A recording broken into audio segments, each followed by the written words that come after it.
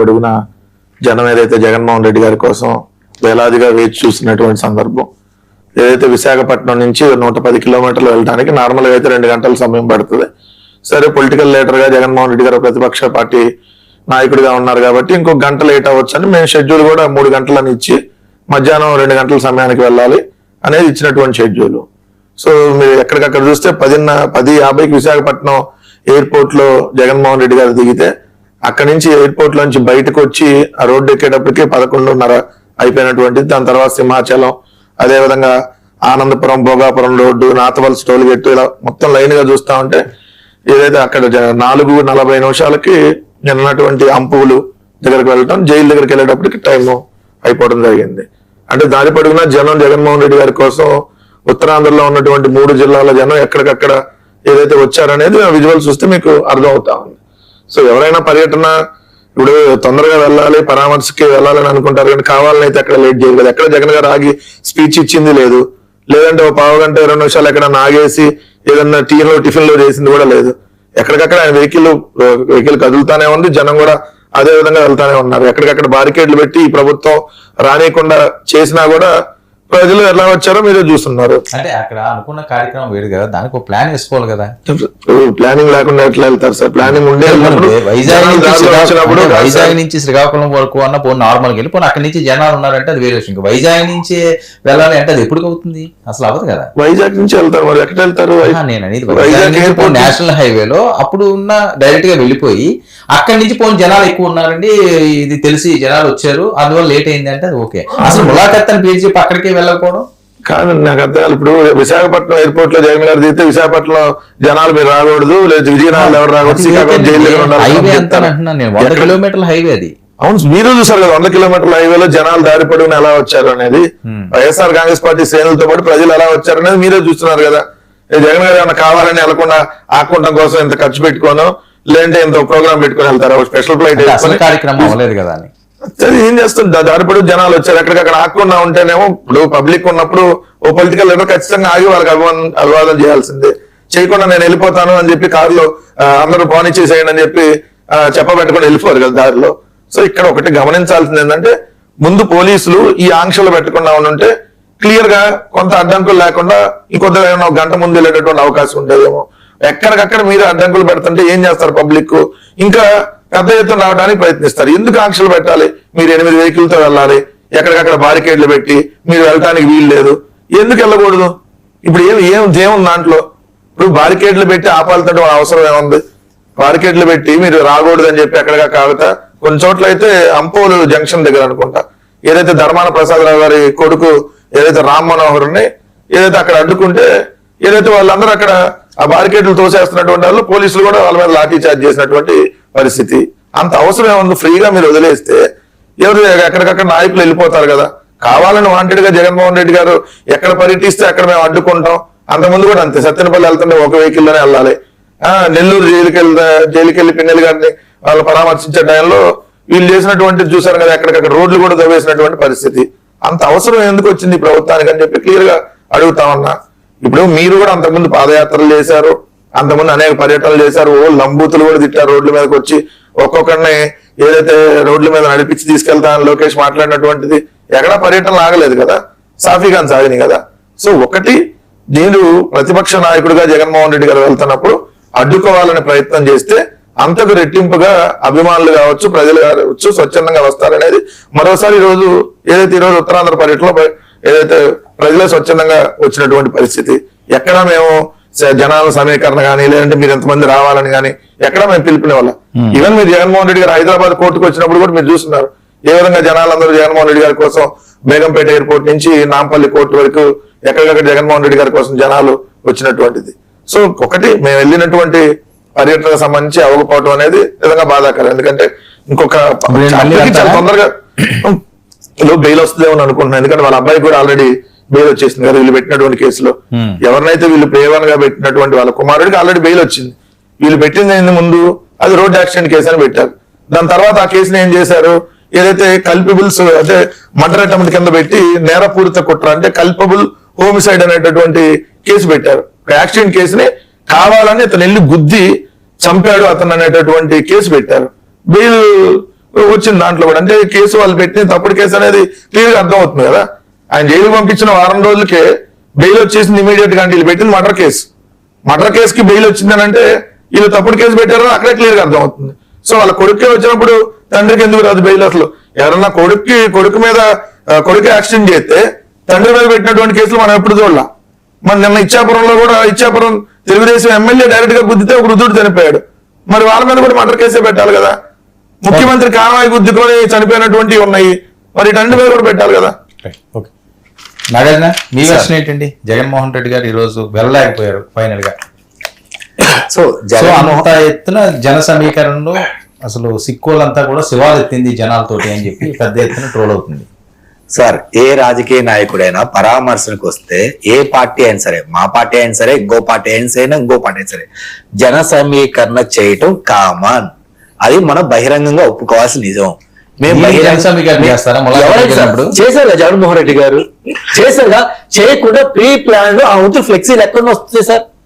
ఎక్కడి నుంచి వస్తాయి? ఏదైనా పరామర్శకు వెళ్తుంటే సార్ జగన్మోహన్ రెడ్డి అప్పుడప్పుడు వస్తానంటే నడుచుకుంటూ వెళ్ళడం వల్ల జనాలు వెళ్ళడం వెళ్ళిద్ది. ఈ వంద ప్రీ ప్లాన్ లో ఫ్లెక్సీలతో పాటు వెళ్ళారంటే దాని మీనింగ్ ఏంటి సార్? చెప్పాడు లోకల్లో ఉన్న ఎమ్మెల్యే క్యాడర్లు ఉన్న వాళ్ళు ఎవరైతే ఉన్నారో వాళ్ళు మీరు జనసమీకరణ చేయండి అని చెప్పి టార్గెట్లు ఇచ్చారు. దాని వల్ల చేశారు కదా.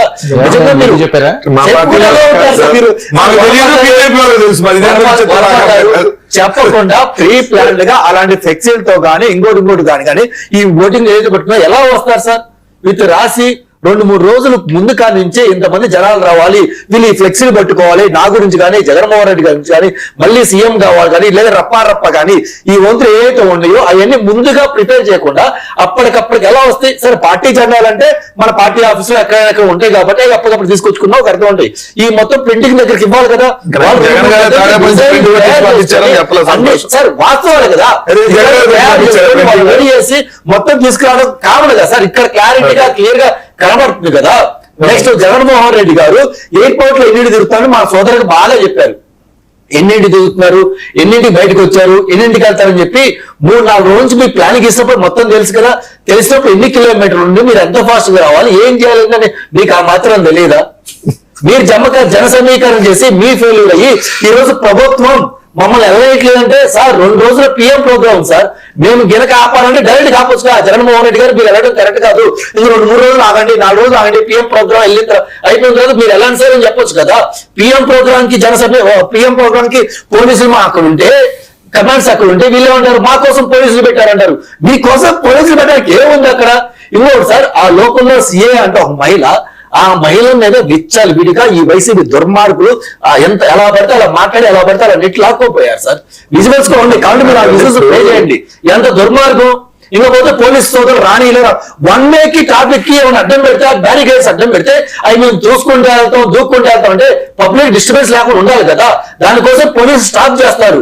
మేము ఆపాలనుకుంటే మీరు ఇంతకుముందు ఎలా అయితే జీవోలు ఇచ్చారో, పవన్ కళ్యాణ్ గారు ఎలాగైతే తీసుకెళ్లి అప్పటికప్పుడు ఓట్లో పెట్టారో మేము అలా పెట్టచ్చు కదా. లేదా అక్కడే అవసరం చేయొచ్చు కదా. ఎయిర్పోర్ట్ నుంచి మీరు బయటికి పంపించవచ్చు కదా. గతంలో నారా చంద్రబాబు నాయుడు గారు పంపించినట్టు మేము ఎందుకు ఇలా చేయాలా? మీరు జైలుకి వెళ్ళాలి, ములాఖత్ చేయాలి, అక్కడ ఉన్న సిదిల అప్పరాజుతో మాట్లాడాలి. ఏం మాట్లాడాలి? బిర్యానీ బాగుందా, టిఫిన్ పెడుతున్నారా, స్నాక్స్ ఎలా ఉంది, మీకు ఏమైనా దోవలు కొడుతున్నాయా, XYZ ఏమైనా కావాలా, ఇలాంటి మీరు పరామర్శించాలి. పరామర్శించి బయటకు వచ్చి జగన్మోహన్ రెడ్డి గారు ప్రెస్ మీట్ పెట్టాలి. మాకు ఆశగా ఉంది. ప్రెస్ మీట్ లో 35 మిస్టేక్లు అవుతాయి, అది మాకు కావాలి. ప్రెస్ మీట్ ఏం పెడతారు? మా నాయకుడు, మా ఎక్స్ మినిస్టరు, మా రేపు ఎమ్మెల్యే అభ్యర్థి ఏం చేశారు? వాళ్ళ కొడుకు ఎవరిలో గుర్తుతే అతను చనిపోయాడు, ఇతని దగ్గరకు వచ్చాడు, కాపాడటానికి ఆయన ప్లేస్ లో ఇంకొక ఆయన పంపించాడు. అది తప్పు కాదు. అలా అని చెప్పి ఎవరైతే చనిపోయారో వాళ్ళ కుటుంబాన్ని తోటి మేము పరామర్శించలేదు, వాళ్ళకి న్యాయం చేయమని కూడా మేము అడగం. అలాగే ఇంకోటి, ఆ ఇంట్లో మహిళలు అసలు తినలేని పరిస్థితులు గొర్రెలు కాపరి, వాళ్ళకి ఎటువంటి న్యాయం చేయకపోయినా పర్లేదు, సిదిరి అప్పరాజు గారి కుటుంబానికి మనకు న్యాయం చేయాల్సిందే, ఆయన జైలు నుంచి బయటకు రావాల్సిందని చెప్పి ఇలా ప్రెస్ మీట్లు పెడతారు సార్. మా సోదరులు చెప్తున్నారు, ఒక కుర్రోడి మీద మా అటెంప్ట్ మర్డర్ కేసు పెట్టారు. అలాగే టీడీపీ గురించి ఎందుకు పెట్టలేదు, టీడీపీ వాళ్ళు ఎందుకు పెట్టాలంటే టీడీపీ ఎమ్మెల్యే గుద్దారు, కాదు డ్రైవర్ గుద్దా, ఎవరు గుద్దా అని పారిపోలేదు. అక్కడే ఉన్నారు కదా. ఇంతకుముందు బోండా ఉమా గారి కొడుకు కేసు కూడా పారిపోలేదు కదా. కోర్టుకెళ్ళి జైలుకెళ్ళి స్టేషన్కి వెళ్ళి సరెండర్ అయ్యారు కదా. మనం ఏం తప్పు చేస్తున్నామో అది మీరు ఎందుకు చెప్పట్లా అంటే, ఇప్పుడు నేను మా సోదరుని అడుగుతున్నా, కేసులో బుద్ధిలో ఒకరిని సరెండర్ చేసింది ఒకరిని మరి మార్చొచ్చా? అది మీరు చెప్పండి. సీసీ ఫుటేజ్ అది మీరు చెప్పండి సార్. మార్చొచ్చా? నా పుట్టినరోజు కాకుండా నువ్వు ఒకరిని పంపించవచ్చా? అన్న తండ్రిగా కొడుకు కాపాడుకుని తప్పలేదు. మనం ఉంది కదా అని ఏది పడితే అది నేను గుర్తుమన్నావా సార్? అయ్యా ఎమ్మెల్యే, మాజీ ఎమ్మెల్యే, మాజీ మినిస్టర్ నేను గుర్తుమన్నావా? ప్రూఫ్ గుర్తుమన్నావా? ఆ ప్లేస్ లో ప్రూఫ్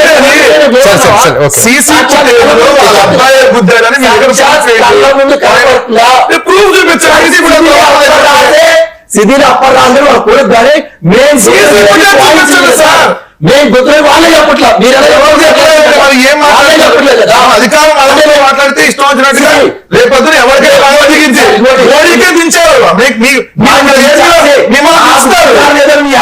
మోడీకే దించినప్పుడు మీరంతా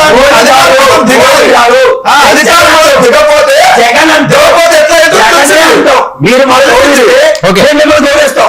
మోడీ గారు నేను జగన్ గారు అంటావు. మోడీ గారు జగన్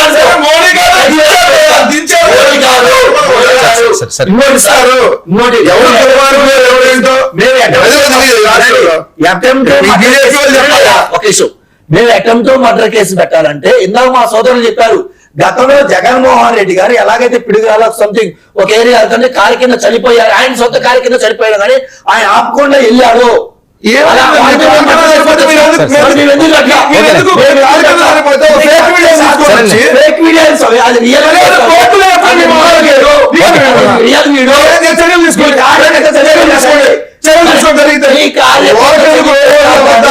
మీ కార్యకర్తలు మీరు ఇలా మాట్లాడాలంటే కార్యకర్తల గురించి 29 మందిని గోదావరి పుష్కరాల పొట్టను పెట్టుకొని రోజు తిరుపతిలో తొక్కిస్తాడు.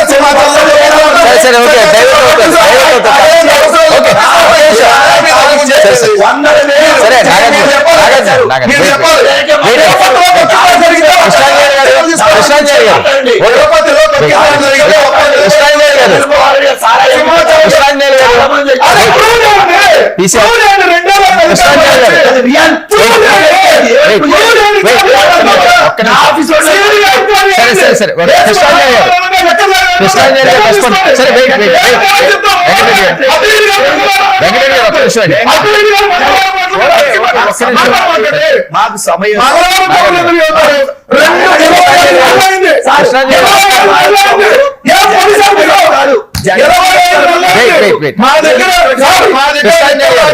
లెక్కర్ దాకా సరిపోతే 25 ఏళ్ళండి.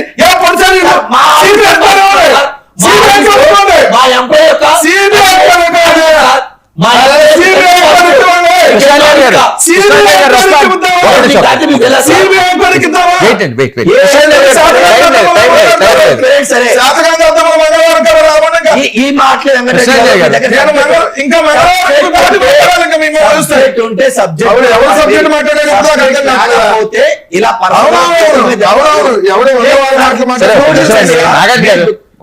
సార్ నేను క్లియర్ గా మా హయాంలో జరిగిన అన్నిటి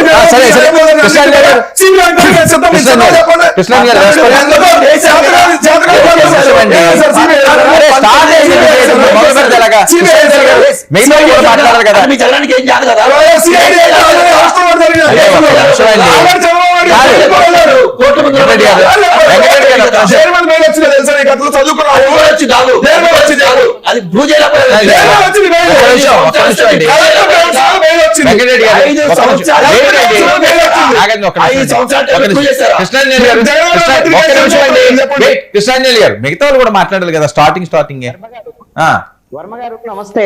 నమస్తే ప్యానల్ మెంబర్స్ కూడా నమస్కారం. జగన్మోహన్ రెడ్డి డైలీ యాత్రలకు సంబంధించినటువంటి విషయము అసలు వైఎస్ఆర్ కాంగ్రెస్ పార్టీ ప్రారంభమే ఓదార్పు యాత్రలతో ప్రారంభమైంది. ఆ పార్టీ ప్రారంభమే ఓదార్పు యాత్ర.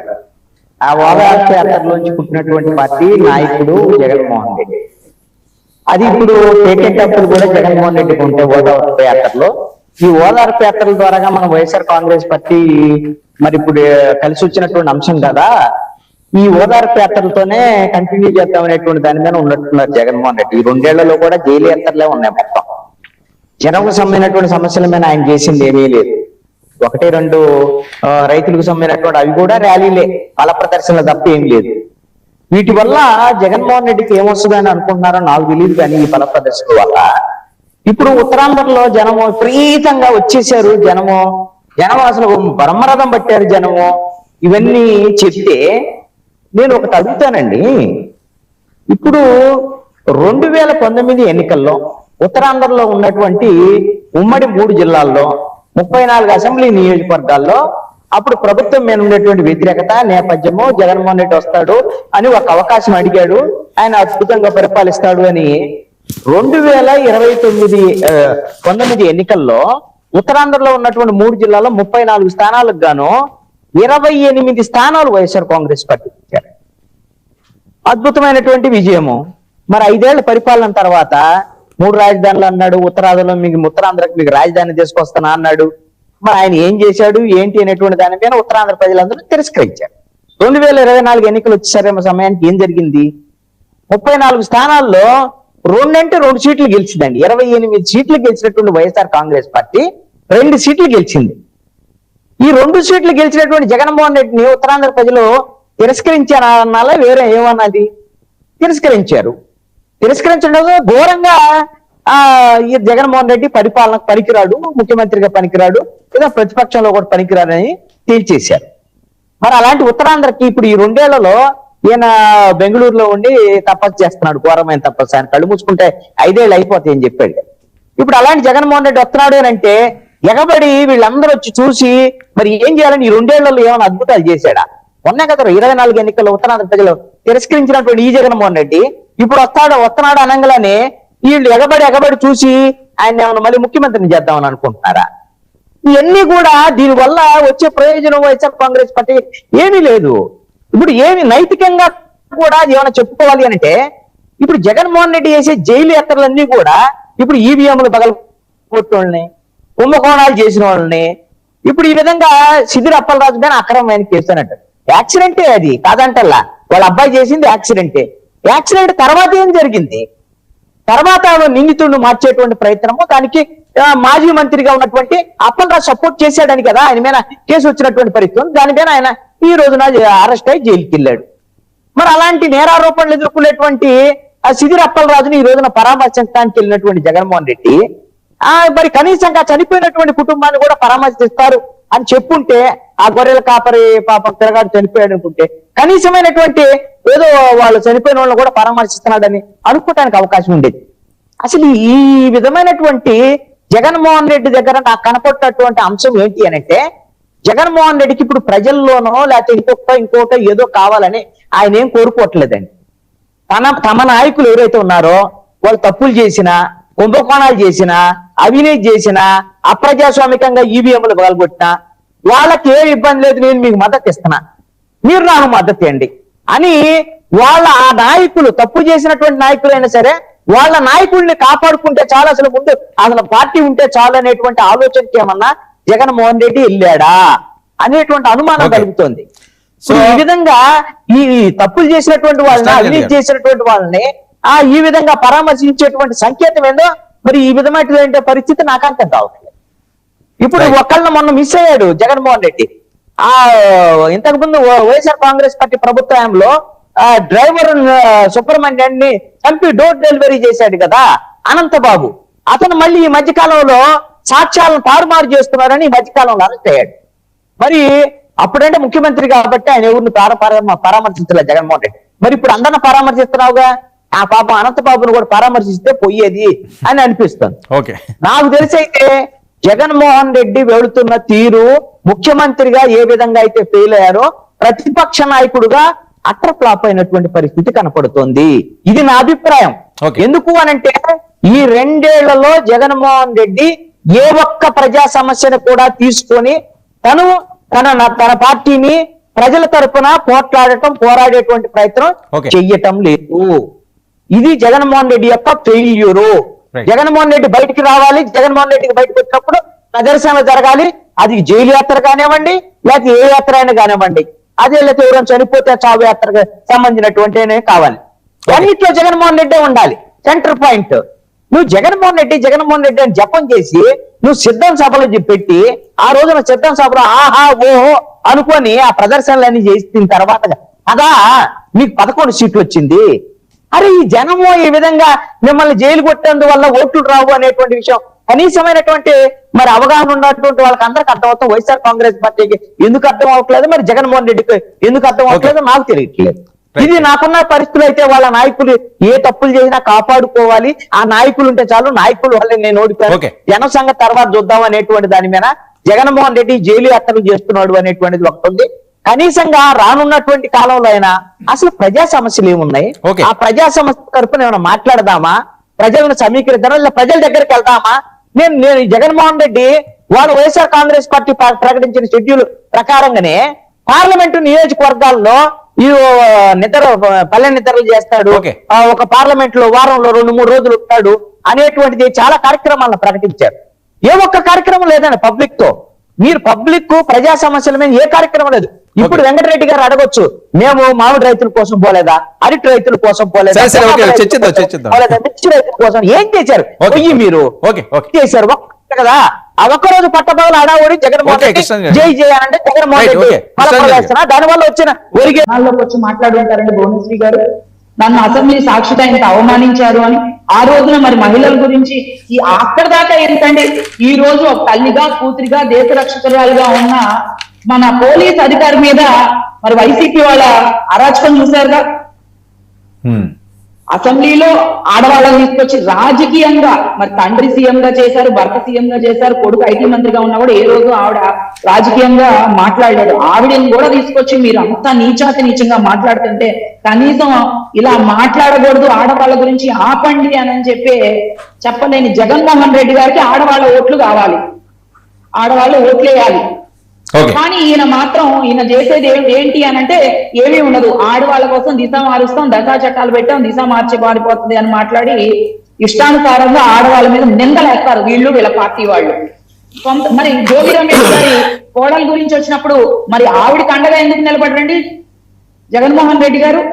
అంటే వాళ్ళ పార్టీ మంత్రులు తప్పులు చేసినా, దారుణాలు చేసినా, ఏం చేసినా కూడా వాళ్ళ మంత్రులను సపోర్ట్ చేసుకుంటారే తప్పితే వాళ్ళ పిల్లల్ని సపోర్ట్ చేసుకుంటారు తప్పితే అంటే రేపు రాబోయే వారసులనా, రేపు ఆ పిల్లలందరినీ తీసుకొచ్చి ఆంధ్ర రాష్ట్రం మీద రుద్దడానిక వాళ్ళ వారసులుగా ఏం చేద్దాం అనుకుంటున్నారండి ఆంధ్ర రాష్ట్రాన్ని? వర్మ గారు ఏం చేద్దాం అనుకుంటున్నారు? కృష్ణాంజలి గారు, భువనేశ్వరి గారు మొన్న మాట్లాడిన చాలా ఆవేదనతో ఆవిడ మాట్లాడిన మాటలు సుదీర్ఘంగా కూడా మాట్లాడారు. సో దీన్ని ఏ రకంగా చూడాలి? ఇప్పుడు నారా భువనేశ్వరి ఆవిడ ఇప్పుడు కుప్పం నియోజకవర్గానికి సంబంధించి చంద్రబాబు నాయుడు తరచూ వెళ్ళలేరు కాబట్టి బహుశా ఆవిడ కుప్పం నియోజకవర్గానికి సంబంధించినటువంటి రాజకీయ పరమైనటువంటి అంశాలు, అక్కడ ప్రజల సమస్యలు ఏమైనా మాట్లాడటానికి ఏమైనా వెళ్తున్నారేమో నాకు తెలియదు. ఆవిడ తరచూ కుప్పానికి సంబంధించినటువంటి వ్యవహారాలు మాత్రమే చూస్తున్నట్టు కనపడుతుంది. ఆవిడేం తెలుగుదేశం పార్టీలో లేరు. అయితే నారా భువనేశ్వరి మీద అసెంబ్లీలో వైఎస్ఆర్ కాంగ్రెస్ పార్టీ అధికారంలో ఉన్నప్పుడు అసెంబ్లీలో మాట్లాడినటువంటి మాటలు వాస్తవం, అది అందరికీ తెలిసినటువంటి విషయమే. అప్పుడు అందరూ ప్రజాస్వామ్యవాదులందరూ దాన్ని తప్పన్నటువంటి పరిస్థితులు ఉన్నాయి. ఆ తర్వాత బహుశా చంద్రబాబు నాయుడు అరెస్ట్ తర్వాత అనుకుంటా నారా భువనేశ్వరి కూడా చాలా సభల్లో కూడా ఈ సత్యమేవ జయతే అనేది సభలు పెట్టారు. ఆమెను కూడా కొన్నాళ్ళు చంద్రబాబు నాయుడు జైల్లో ఉన్నప్పుడు కొన్ని సభలు పెట్టి ఆ తెలుగుదేశం పార్టీ వాళ్ళు తిప్పినటువంటి పరిస్థితి ఉంది. మరి ఇప్పుడు ప్రత్యేకంగా ఎప్పుడు అయిపోయినటువంటి వ్యవహారం అది. ప్రత్యేకంగా ఇప్పుడు మళ్ళీ సభలు పెట్టి ఆ విషయాలు మళ్ళీ మాట్లాడాల్సినటువంటి అవసరం ఎందుకు వచ్చిందో ఏందో నాకు తెలియదు. ఒకవేళ గుర్తు చేసి ఉండొచ్చేమో కానీ అది ఇప్పుడు వచ్చి మళ్ళీ అలాంటి విషయాలు, ఆ పాత విషయాలు అని ఇప్పుడు ఆవిడ భువనేశ్వరి వచ్చి మాట్లాడేటువంటి మరి ఇప్పుడు కొత్తగా వచ్చే సంపత్తి ఏముంటదని నేను అనుకోవటం లేదు. నాకున్నటువంటి అనుమానం ఏంటి అంటే ఒకవేళ ఏమన్నా చంద్రబాబు నాయుడు కుటుంబం నుంచి ఇప్పుడు ఆల్రెడీ చంద్రబాబు నాయుడు ముఖ్యమంత్రి, నారా లోకేష్ మంత్రి, నందమూరి కుటుంబం నుంచి బాలకృష్ణ ఎమ్మెల్యే, బాలకృష్ణ ఇంకొక అల్లుడు ఎంపీ, ఈ విధంగా ఉన్నారు. మరి ఏమన్నా భువనేశ్వర్ను కూడా వచ్చే ఎన్నికల్లో ఆవిడ కూడా ఏమైనా ఎన్నికల్లో దించాలనుకుంటున్నారా, లేకపోతే కుప్పం నుంచి ఆవిడేమైనా పోటీ చేయించి చంద్రబాబు నాయుడు ఇంకో చోట నుంచి ఏమైనా పోటీ చేస్తారా, లేకపోతే చంద్రబాబు నాయుడుకి ఏమైనా రిటైర్మెంట్ ఇచ్చి ఏమన్నా ఈవిడతో పోటీ చేస్తారా, ఏదో నాకు తెలియదు. నేనేమి అలాంటి కామెంట్స్ చేయట్లేదు. కానీ అసలు ఇప్పుడు కుప్పం నియోజకవర్గంలో వెళ్ళి ఆయన తరపున ఏమైనా మాట్లాడితే మాట్లాడొచ్చాం, కానీ ఇప్పుడు వచ్చి పాత విషయాలన్నీ మాట్లాడి ఇప్పుడంతా కూడా సంబంధించినటువంటి అంశాలు ఈ సభలో ఇవన్నీ కూడా అంత అవసరం ఉన్నటువంటి విషయాలు అవసరం లేదు అని నేను అనుకుంటున్నా. మరి అంత అవసరం ఏమొచ్చిందో తెలుగుదేశం పార్టీకి నాకు తెలియదు. ఇప్పుడు వైఎస్ఆర్ కాంగ్రెస్ పార్టీ వాళ్ళందరూ వీళ్ళ దృష్టిలో పేటీఎంలే, వీళ్ళేమో చాలా నికార్స్ అయినటువంటి సొంత పోసలు అన్నమాట. తెలుగుదేశం పార్టీకి ఎవరన్నా జనాలు వస్తేనేమో స్వచ్ఛందంగా తరలొచ్చి 75 ఏళ్ల వయసులో చంద్రబాబు నాయుడు గారిని చూడటానికి పొలోమని పరిగెత్తుకొని వస్తున్నారు అనేటటువంటి ప్రచారం. జగన్ గారికి వస్తేనేమో టార్గెట్ ఇచ్చారంట. ఏమైనా ఎలక్షన్ ఉందా, ఏమైనా భారీ బహిరంగ సభ పెడుతున్నా టార్గెట్ ఇవ్వడానికి? ఏం మాట్లాడతారో వాళ్ళకి అర్థం కాదు అసలు. అంటే వైఎస్ఆర్ కాంగ్రెస్ పార్టీ అధ్యక్షుడు జగన్మోహన్ రెడ్డి గారు మీలాగా మీ తెలుగుదేశం పార్టీ లాగా ఎప్పుడు నలుగురు ఉందండి రమ్య గారు, నలుగురు చేతులు కలిపితే తప్ప రమ్య గారు మీ వాయిస్ మీట్లో ఉంది లేనటువంటి వ్యక్తి కాదమ్మా. రమ్య గారు సింగిల్ గానే రాజకీయాలు చేశారు. జగన్మోహన్ రెడ్డి గారు డైరెక్ట్ గా వెళ్ళి పరామర్శించలేరా బల ప్రదర్శన లేకుండా? ఎప్పుడు బల ప్రదర్శన అంటే ఈసారి చూపిస్తామని బల ప్రదర్శన అంటే ఎట్లా ఉంటుందో ఈసారి బహిరంగ సభ అయితే బల ప్రదర్శన అంటే ఎలా ఉంటుందో చూపిస్తాం. ఇది బల ప్రదర్శన కాదు, బల ప్రదర్శన చూపించే రోజు ముందు ఉంది. అప్పుడు దాకా వెయిట్ చేయండి మీరు. అమ్మా రమ్య గారు వినండి అమ్మా, మీరు కూడా నీతులు చెప్తే మేము ఏ స్థాయిలో కానీ వినండి. మీరు కూడా నీతులు చెప్తే ఏమైనా పరిస్థితి వస్తుంది మాకు అమ్మ గారి. వినండమ్మా, మీరు వింటేనే మాట్లాడతాం. మీరు మాట్లాడినప్పుడు నేను విన్నా. అందుకనే మీరు మాట్లాడినప్పుడు మీ నోటికి ఏదొస్తే అది అద్దు అదుపు లేకుండా మాట్లాడినా చాలా పద్ధతిగా నేను విన్నా. భువనేశ్వర్ గారి దగ్గర కూడా వెళ్ళి మాట్లాడదాం, అన్ని మాట్లాడదాం. ఎవరు పేటీఎం ఎవరిని కూర్చోబెట్టి ఐటీడీపీ అనేటువంటి ఉగ్రవాద సంస్థని శాలరీ ఇచ్చి నడుపుతా ఉన్నారో, మీ తెలుగుదేశం పార్టీ ఆఫీస్ లో ఎన్ని యూట్యూబ్ ఛానల్ నడుపుతున్నారో అన్నిటిలో డిస్కస్ చేద్దాం. మీ Telugu Desam party Hyderabad head office లో నడుపుతున్నటువంటి యూట్యూబ్ ఛానల్ లో ఎన్ని డబ్బులు ఇచ్చి నడుపుతున్నారో ఒకసారి దాంట్లో మాట్లాడదామా? నోరేసుకొని మాట్లాడటం కాదమ్మా. నువ్వు ఒక మహిళగా ఉండి ఏం మాట్లాడుతున్నావు అంటే జగన్మోహన్ రెడ్డి గారు అంటే ప్రతిపక్ష నాయకుడు కూడా కాదు కాబట్టి ఏం చేస్తాడు 2 ములాఖత్ రూల్స్ చేయవా? చంద్రబాబు నాయుడు తెలుసా ములాఖత్ రూల్స్? 53 రోజులు జైల్లో ఉన్నాడు కదా చంద్రబాబు నాయుడు గారు కూడా. చంద్రబాబు నాయుడు గారు కూడా తెలుసు ములాఖత్ రూల్స్. 53 రోజులు జైల్లో ఉన్నాడు కదా, అక్కడ నొప్పి ఇక్కడ నొప్పి మెయిల్ తెచ్చుకున్నాడు కదా. ఆయనకి తెలుసమ్మా, ఆయనకి ములాఖత్ రూల్స్ తెలుసు, అందరికీ ములాఖత్ రూల్స్ తెలుసు, మీకు బాగా తెలుసు. ఇంకోటి వచ్చినప్పటికీ మీరు మాట్లాడేటువంటి దాంట్లో క్లియర్ గా మీరు వినండి. మీరు పక్కనాలు పుట్టినటువంటి పిల్లలందరికీ మీ కూటమి ప్రభుత్వం తండ్రి. మీ కూటమి ప్రభుత్వం పక్కనాలు పుట్టిన పెద్దలందరికీ మీరే తండ్రి. ఇక వేరే ఉండదు. మనం అన్నవన్నీ చెప్పుకోవడానికి ఏముండదు. ఏమన్నా విజయవాడలో ఫ్లైఓవర్ ఎందుకు చంద్రబాబు నాయుడు పూర్తి చేయాలా? విజయవాడలో చంద్రబాబు నాయుడు గారు ఫ్లైఓవర్ ఎందుకు పూర్తి చేయాలా? నేను వచ్చినా కదా అది పూర్తి చేసింది. మీకు ఒక ఫ్లైఓవర్ కట్టడం చేత కాదు, ఒక రిటర్నింగ్ వాళ్ళు కట్టడం చేత కాదు, ఒక మెడికల్ కాలేజ్ కట్టడం చేత కాదు. కానీ పక్కనాడు పుట్టిన అన్ని మనమే పేర్లు మారుస్తాం. సచివాలయాలు ఎవరు తెచ్చారమ్మా? సిగ్గులో పేరు ఎందుకు మార్చారమ్మా చంద్రబాబు నాయుడు గారు? సచివాలయాల పేర్లు ఎందుకు మార్చారు? కొద్దిగా సిగ్గుంటే మార్చరు కదా, దానికి సమాధానం చెప్పండి. ఇదే బాలాపురం ఏర్పాటు గురించి కూడా చెప్తా. 130 కోర్టు కేసులు పెండింగ్ లో ఉంటే శంకుస్థాపన చేసి చేతులు దొరుకుంటే పని అయిపోయిందా? అదే విధంగా 6.5 ప్యాకేజీలు ఇవ్వకుండా పని అయిపోయిందా? కనీసం మీకు కొద్దిగా జ్ఞానం ఉండదు. వాళ్ళు ఏదో తెలుగుదేశం వాళ్ళు రాసిస్తారు. మీ పేటీఎం రాసి మీరు వర్గాలు పేటీఎంలు తీసుకొని వచ్చి మాట్లాడేది మీరు. మాట్లాడతాను సార్, ఆమె ఆపితే రన్నింగ్ కామెంటరీ.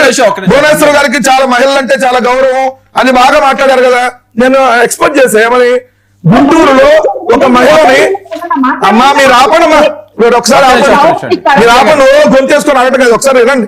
మీ భువనేశ్వర్ గారు ఈ రోజు మరి గుంటూరులో మహిళను వ్యవస్థను చేసింది కూడా తెలుగుదేశం పార్టీయే. చాలా గొప్పగా వ్యవస్థను చేశారని చెప్పుంటే బాగుండేదేమో. దాని మీద మాట్లాడాల్సిందమ్మా. గుంటూరులో మహిళను వ్యవస్థను చేసింది మీలే కదా, మీ తెలుగుదేశం పార్టీయే కదా. మరి భువనేశ్వర్ గారికి అది గుర్తు రాలేదా? మహిళల మీద ఇన్ని అరాచకాలు జరుగుతుంటే ఏదైతే 24 నెలలు అయింది నంద్యాల జిల్లా మచ్చిపల్లిలో అమ్మాయిని అత్యాచారం చేసి హత్య చేస్తే చంద్రబాబు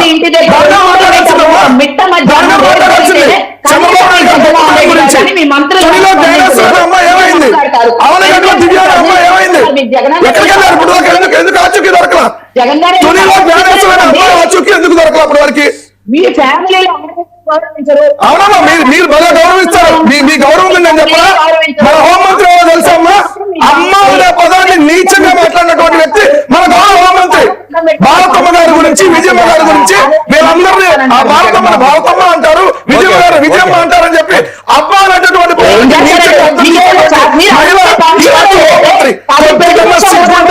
మనం మాట్లాడమ్మా. మీరు మహిళగా ఉండి సేమరాజా ఎవరు? కిరాకార్పి ఎవరు? సేమరాజా ఎవరు? కిరాకార్పి ఎవరు?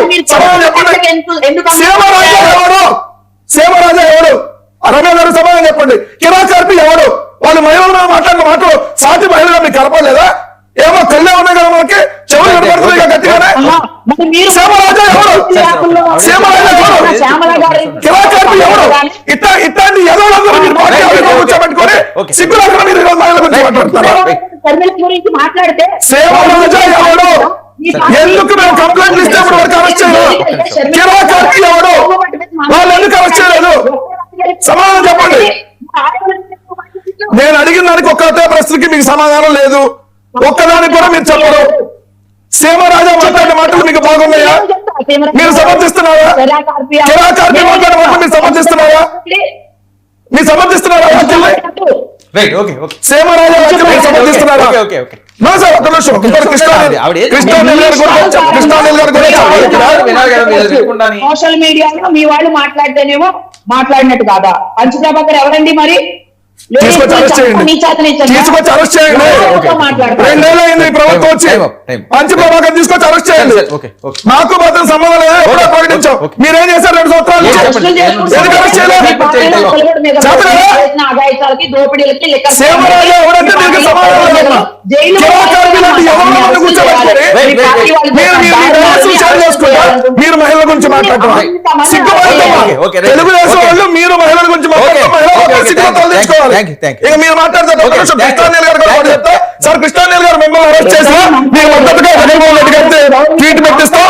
ఒకవేళ మిమ్మల్ని అరెస్ట్ చేసినా మేము మీకు మద్దతు తెలిపి ప్రభుత్వాన్ని వ్యతిరేకంగా మాట్లాడతాం. కృష్ణానీల్ గారు గుర్తుంది కదా? మిమ్మల్ని అరెస్ట్ చేసిన ఈ ప్రభుత్వం మీకు మీ తరపున అండగా ఉంటాం. సో మీరు అన్నారు కదా